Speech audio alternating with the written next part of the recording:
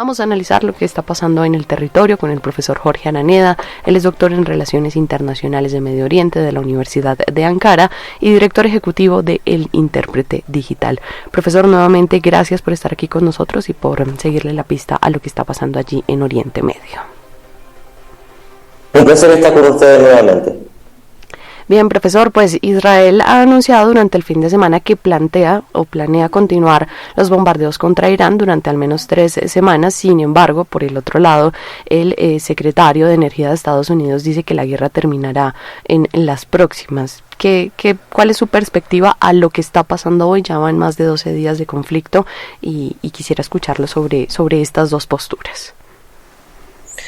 Sí, es interesante porque lo que demuestra o lo que se deja entrever tiene que ver con que Estados Unidos e Israel tienen dos posturas o dos objetivos bastante disímiles. Y lógicamente Israel no va a dejar salir de esta guerra tan fácil a Estados Unidos porque sus objetivos son bastante simples o bastante concretos. Por una parte, Israel lo que quiere generar es que Irán se convierta en un estado fallido. Esto quiere decir de que tenga la misma capacidad operativa del Líbano o Siria y por lo tanto generar de que Irán no pueda abastecer bajo ningún punto de vista ni seguridad, ni abastecimiento, ni servicios básicos a su población. Por otra parte, Estados Unidos está tratando de generar algún tipo de salida o tratando de encontrar una capacidad para salir del conflicto, dado que sus objetivos han cambiado desde el punto de vista de meramente militares a simbólicos y lógicamente por alguna u otra parte también se deslizaba el cambio de régimen, cosa que hoy en día al parecer al darse cuenta la administración norteamericana de que eso llevaría por lo menos 6 a 8 meses lógicamente y además de una intervención directa con soldados, como se llama en el territorio, no habría capacidad alguna para hacerlo. De ahí que, lógicamente, tanto Israel como Estados Unidos, que llevan la delantera en esta guerra, lógicamente traten de mantener una posición cohesionada, pero con objetivos completamente distintos. Profesor, es necesario volver siempre al estrecho de Hormuz, entre otras cosas, porque pues el presidente Donald Trump ha pedido ayuda a Corea del Sur. Lo que hemos sabido es que examina la petición de Donald Trump y podría o no enviar buques. Sin embargo, pues minuto a minuto surgen nuevas noticias y, por ejemplo, la Unión Europea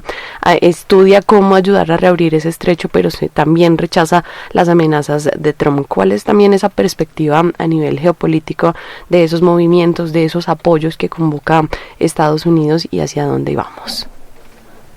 Sí, por una parte es importante poner sobre la mesa de que aunque se tiene en consideración lo que tiene que ver con el petróleo, dado que entre el 25 y el 30% del petróleo pasa por el estrecho de Hormuz, también la economía mundial se está viendo afectada por otro tipo de bienes que tienen igual importancia. Por una parte, el gas natural líquido, con casi un 20% de que pasa por el estrecho, pero también lo que tiene que ver con los fertilizantes nitrogenados, que también comportan entre un 30 y un 35%, que lógicamente podría crear una crisis alimenticia en los países que particularmente producen o generan bienes primarios como verduras, frutas y otros tipos de bienes. Por otra parte, y aquí hay un punto bastante interesante, es que aunque lo hemos discutido con anterioridad, no solamente el estrecho de Hormuz, sino la región completa, siempre ha sido una área en donde existe un multilateralismo en un mundo bastante multipolar, pero aquí Estados Unidos se enfrenta a un dilema y ese dilema tiene que ver particularmente con qué beneficios o qué ganaría Francia, Australia, China, Japón, Corea del Sur o Inglaterra, que han sido invitados a participar, lógicamente, a abrir el estrecho de Hormuz, y la mayoría de los casos todos ellos o lo han rechazado, han declinado la invitación, o por una parte, de una forma más diplomática, como Corea del Sur, parece revisando la propuesta, por dos grandes razones. Primero, porque muy probablemente si ingresan al estrecho de Hormuz van a quedar entrampados, por una parte por el conflicto, pero por otra parte, y esto como se llama, yo creo que la mayoría de las naciones lo han visto, los países del Golfo terminaron siendo la trinchera, terminaron configurándose como una primera línea de ataque, en donde Estados Unidos lo que hace es generar un reabastecimiento efectivo solamente para el caso de Israel y dejando, lógicamente, desprotegidos a otros aliados. Por lo tanto, la mayoría de los países tienen tres grandes problemas. Primero, tienen una opinión pública contraria hacia este conflicto. La mayoría de las poblaciones todavía recuerdan Libia, Afganistán e Irak. Por otra parte, escuchan constantemente las contradicciones del presidente Donald Trump sobre cuáles son los objetivos para retirarse del conflicto. Y por otra parte, no quieren verse entrampados, no quieren volverse otro país del Golfo Arábico en donde reciban, lógicamente, drones o misiles sin la ayuda ni la cooperación norteamericana. Y es por eso que esta llamada, que parece casi una exigencia a un multilateralismo mundial para abrir el estrecho de Hormuz, parece más bien rechazada por los países aliados. Profesor, otro punto clave, más allá del estrecho de Hormuz, sin duda es el Líbano, y del que quizás en la mayoría de medios se ha quedado en la cantidad de muertos, que ya asciende a 850, que por supuesto no son menores. ¿Qué pasa? Porque nadie interactúa o levanta la mano referente a lo que está pasando allí en el territorio, quizás más allá de países como España, que han ofrecido un poco de ayuda. Esto también teniendo en cuenta que son bombardeos que se han intensificado desde la supuesta tregua del 2024. ¿Cómo avanza Israel en el territorio y quién lo puede detener? Lamentablemente, como discutíamos y como ustedes han hecho una excelente cobertura, el derecho internacional está demolido. Ha sido no solamente implosionado por el actuar constante y flagrante de Israel, apoyado lógicamente casi dándole un cheque en blanco, particularmente Estados Unidos, sino también, de aquí lo más lamentablemente visible, no solamente Europa, sino otros actores claves del derecho internacional, parece también que se han retirado de la escena en términos de su condena y en términos de los decretos y las declaraciones de la Corte Internacional de Justicia sobre los límites de impuestos sobre incluso en conflictos armados. Lamentablemente, lo que hemos visto en los últimos años en Gaza se está repitiendo en el Líbano, pero ahora bajo un aspecto mucho más macabro que tiene que ver con la normalización internacional de la violación sistemática del derecho internacional y del derecho humanitario. Eso por una parte. Por otra parte, en el campo mucho más objetivo, Israel le está exigiendo al gobierno libanés un accionar a sabiendas de que el Estado no tiene capacidad alguna de responder. Lo que se le exige al gobierno libanés es que sus propios soldados mantengan control efectivo del río Litani hacia el sur y que desarmen de forma efectiva al Hezbollah, sabiendo de que el Estado libanés no solamente se encuentra en bancarrota, sino que, dado que Israel ataca constantemente y mueve a casi 1 millón de personas, expulsándolas del sur del Líbano y del sur de la ciudad de Beirut hacia el norte, ha generado un colapso económico no solamente en su infraestructura básica, sino también en lo que tiene que ver con el funcionamiento del Estado propiamente tal, aplicando algo que ya conocíamos del 2006, que tiene que ver con esta conocida en la zona, quizá en Latinoamérica no tanto, que es la doctrina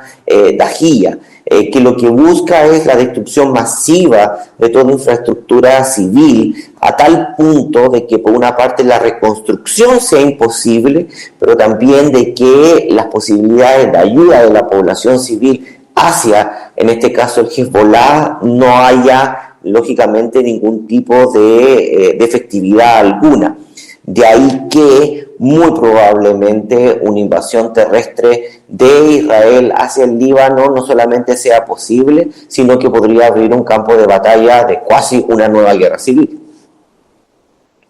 Profesor, regresando un poco al escenario internacional, nuestro oyente Edgar Álvarez nos hace llegar una pregunta y es si la propuesta de levantar las sanciones a Rusia hecha por Donald Trump obedece precisamente a un interés para que Rusia no apoye a Irán en todo lo que viene para este conflicto.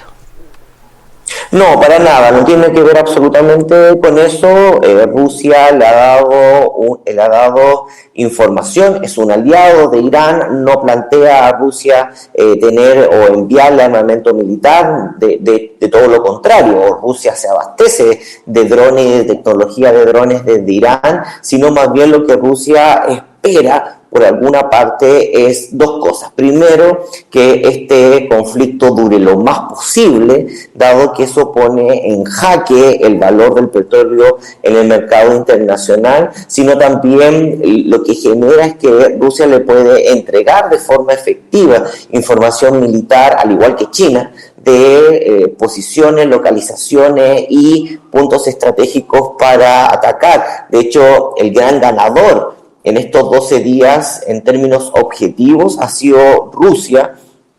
dado de que hasta el momento se calcula que ha ganado más de 10 billones de dólares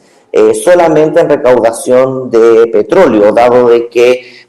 particularmente tanto gas natural como petróleo que tiene que ser abastecido hacia Europa ya no está saliendo por el estrecho de Hormuz y por lo tanto muchos aliados, tanto la India como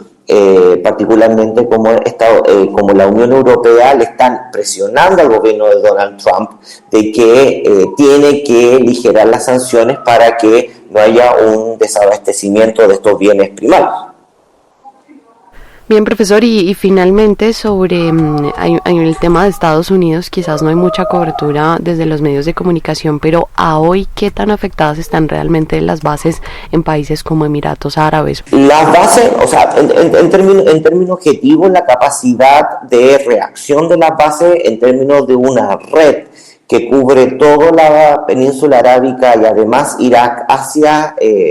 Israel en términos de satélites y capacidades de reacción para detectar no solamente estos enjambres de drones, sino también la capacidad misilística ha sido mermada en la mayoría de los casos de forma bastante efectiva. Y esto lo sabemos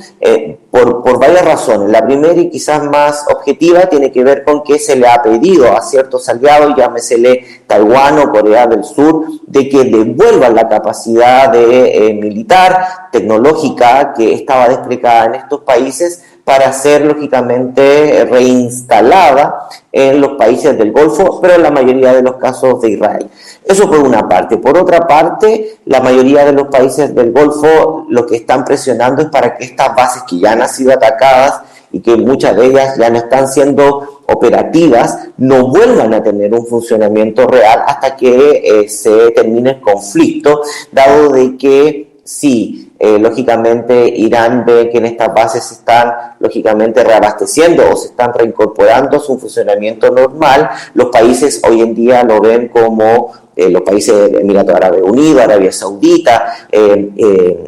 incluso Kuwait e Irak, lo están viendo como un llamado a hacer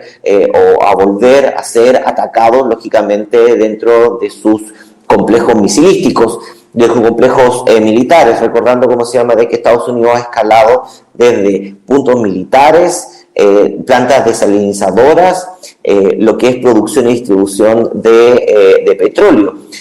cosas que el Golfo Arábico también las posee, pero que lógicamente si sean destruidas podría llevar a un colapso en semanas, no solamente de su economía, sino también de su población.